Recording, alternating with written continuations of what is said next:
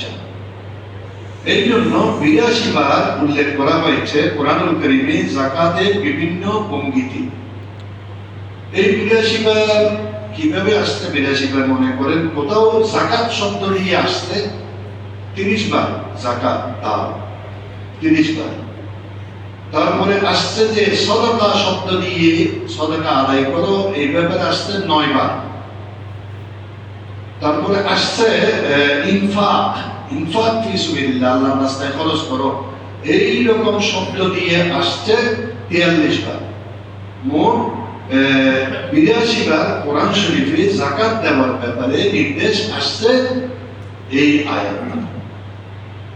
এইখানে আমরা নবী করিম সাল্লাল্লাহু আলাইহি ওয়াসাল্লামকে পবিত্রতা, পরিশুদ্ধতা এইগুলো অর্জনের জন্য আল্লাহর পক্ষ থেকে নির্দেশ দেওয়া হয়। সূরা তাওবার 103 নম্বর আয়াতে খুয মিন আমওয়ালিহিম সাদাকাতান তুতাহহিরুহুম ওয়া তুযাক্কিহিম বিহা। খুয মানে গ্রহণ করো, মিন আমওয়ালিহিম তাদের মাল থেকে। তাদের মাল কাদের মাল? ঈমানদারদের মাল থেকে।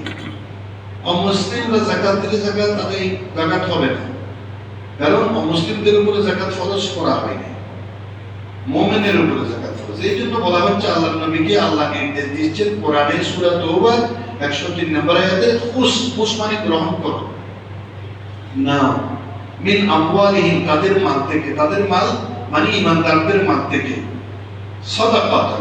সাদাকা মানে এখানে সাদাকার শব্দের অর্থ যাকাত। কেন? তুতাহহিরুহুম ওয়া তুযাক্কিহিম বিহা। এই সাদাকার মাধ্যমে তুতাহহিরুহুম সেই মাল পবিত্র হবে, ওয়া তুযাক্কিহিম এবং পরিশুদ্ধ হবে। একটা পবিত্র আর একটা পরিশুদ্ধ, তাহলে দুটোটা দরকার, আল্লাহ দুটোটা ব্যবহার করেছে। তুতাহহিরুহুম তুযাক্কিহিম, তুতাহহিরুহুম মানে পবিত্র, তুযাক্কিহিম মানে পরিশুদ্ধ। তাহলে এই যাকাত গ্রহণ করে মালকে পবিত্র করো, পরিশুদ্ধ করো। কে বলছেন?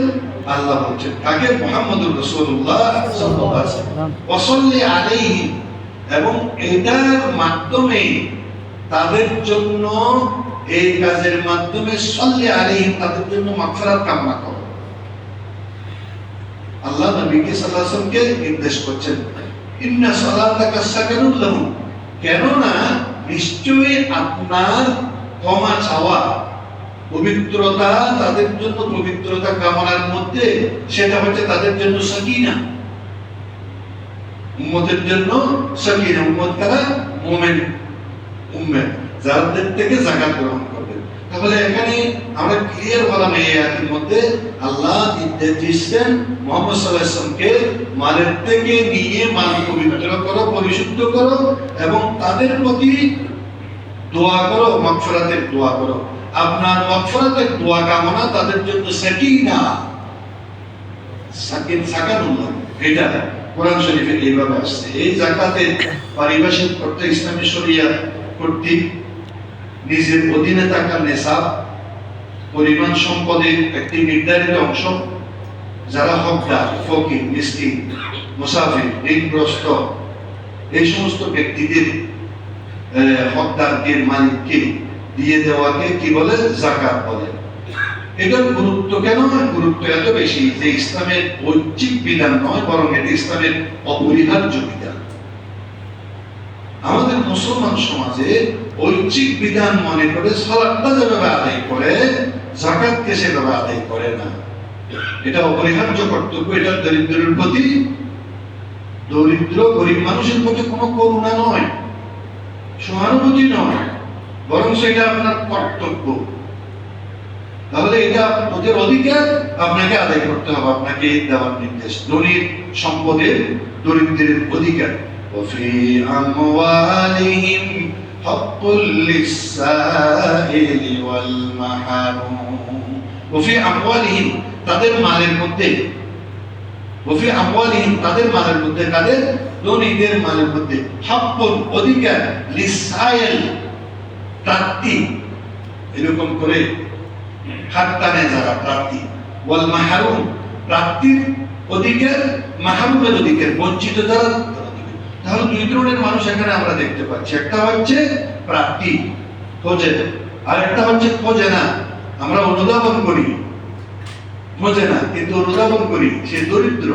তাহলে দুটোটা, তাহলে মুসলমান হওয়ার পরে, ইমানদার হওয়ার পরে তৎকালে আল্লাহ নবীর সাহাবীরা যারা যাকাত দেওয়ার সামর্থ্য, তারা যাদেরকে খোঁজে শুধু তাদেরকে দিতেন না, বরং সব খোঁজে তাদেরকেও দিতেন, যারা খোঁজে না বঞ্চিত তাদেরকেও দিতেন।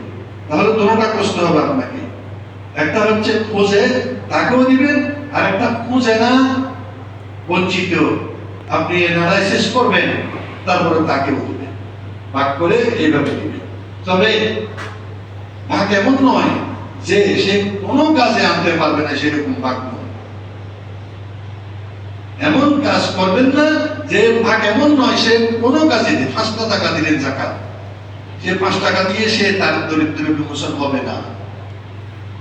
10 টাকা দিলেন, সে 10 টাকা দিয়ে দারিদ্র বিমোচন হবে না।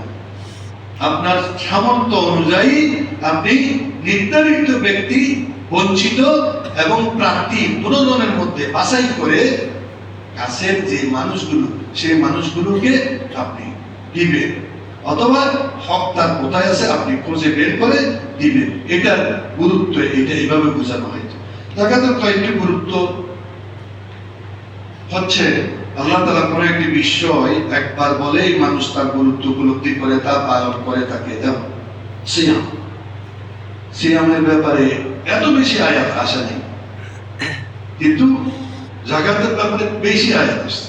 যাকাত সবচেয়ে শক্তিশালী ইবাদত, ইবাদতের ক্ষেত্রে শক্তিশালী ইবাদত, ক্ষমতাধর ইবাদত হলো যাকাত, সাদকা বা যাকাত। এর দ্বারা আল্লাহর ক্রোধ প্রশমন হয়, আল্লাহর ক্রোধ প্রশমন হয় এবং অপমৃত্যু থেকে রক্ষা পাওয়া যায়। হাদিসে আছে সাদকা যাকাত পাপকে মুছে দেয়, যেমনি পানি আগুনকে নিভিয়ে দেয়। আরেক বর্ণনায় আছে সাদকা যাকাত আল্লাহর রাগকে কি করে, প্রশমন করে। যাকাত আদায় না করলে মুশরিক হওয়ার সম্ভাবনা, মুশরিক, কারণ মুশরিকরা যাকাত অস্বীকার করে, আর মুমিন যদি আদায় না করে তাহলে সেটাকে অস্বীকার করার মতো। এই জন্য আল্লাহ বলেন ওয়াইলুল লিল মুশরিকিনাল্লাযীনা লা ইউতুনাস যাকাতা ওয়া হুম বিল আখিরাতি হুম কাফিরুন।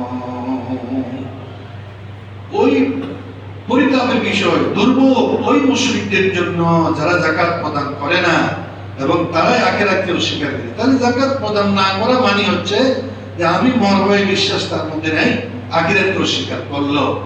হামিম সিজদা